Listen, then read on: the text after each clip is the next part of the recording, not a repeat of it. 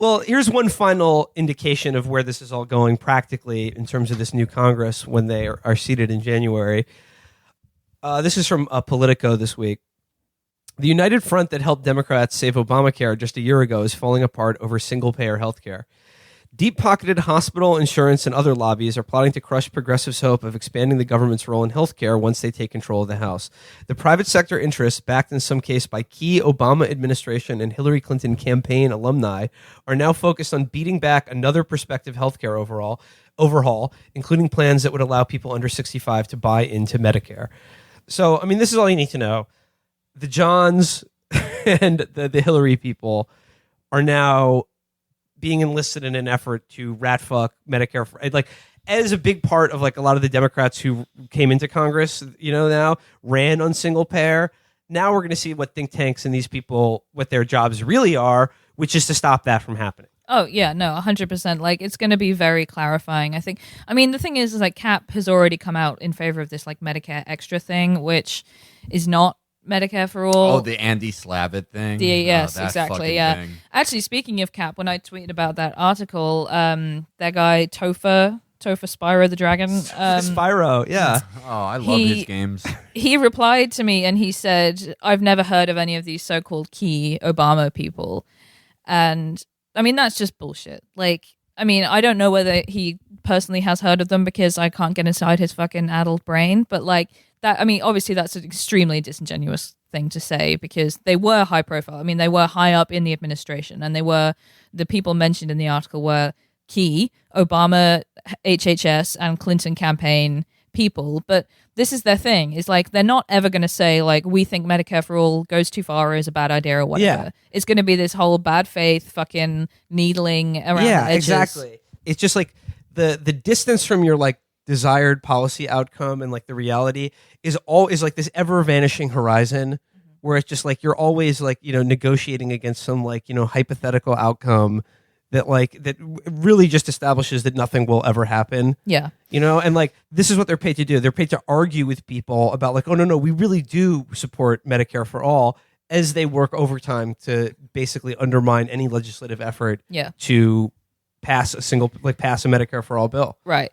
So the big nonprofit to watch in the next couple of years is going to be this thing that I can't remember exactly what the name is because it's so stupid in so many words, but it's the Partnership for America's Healthcare Future or something. And yeah, anything that long, it's good. Yeah, I've already my eyes are glazed over by the last word, but it's a coalition of insurance companies and pharma and just all of the most hospitals, all of the bad actors in the healthcare system who currently profit off healthcare. They have formed this group, and I think you should watch out. Just because someone isn't actually working with or in that group doesn't mean that they're not going to be working towards the same ends. If you are faced with, I mean, pharma is going to pour so much. They have almost unlimited money to pour into this. And if Medicare for all actually starts to be a threat to them, they are going to pour in so much money because it would, the amount that they currently make is so vast. I mean, fentanyl's doing stupid numbers. Exactly. Got the trap house going crazy. Oh, yeah. Where are the Killing Pablo guys when you actually need them? The real Los Pepes. Yeah. It's going to get ugly as shit. And the unfortunate thing is there are a lot of people who are happy to work on spec for all this shit. But we'll see. Maybe Medicare Extra, Medicare Plus, Medicare 1-Up, Medicare 1X. Medicare Bonus. Medicare Bonus 2.0, whatever. Maybe it's really Medicare Loot Crate. Yeah, maybe it's really good. Maybe, we're just rejecting it out of hand. Maybe it's great. Who am I to say that all these geniuses, Andy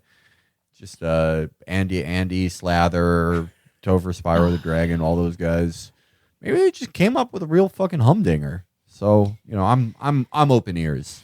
I just do want to point out the final irony here is that Cap, as the official Democratic Party think tank, that's we're for progress. We all know who's behind them, and we know that they're also working overtime to prevent anyone Bernie from Sanders from getting any traction whatsoever. Mm-hmm. They're there to deal with him because he's sort of outside their sphere. And the main tack that they take against him is not that they don't actually believe in Medicare for all. It's that Bernie Sanders hasn't reached out to enough African American church ladies.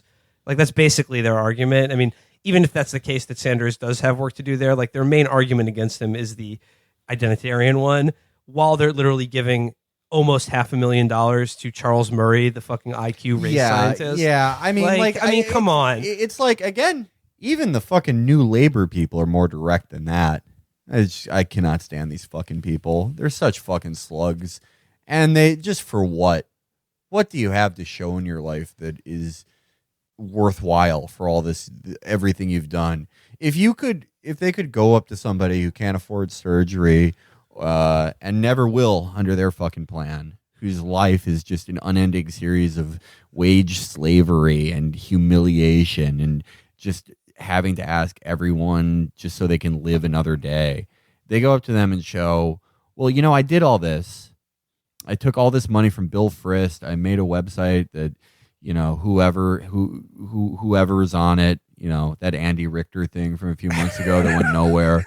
I went high, went low. I did every single rat fucking thing without outright saying this is bad. But look, I did it so my kid could get a spoken word poetry degree so that you could buy a Subaru. What worthless lives. People in politics are just fucking worthless. Just the wretched of the earth. Just nothing. This is what you did it for? You did it for this NPR listener existence? At least the AIE guys, they have fucking Opus Dei they have sex orgies. parties. Yeah, you guys are just the most bloodless freaks ever. You sold your soul for an NPR tote bag. Just go fuck yourself. It's just rotten. You just absolutely hate to think about these people. And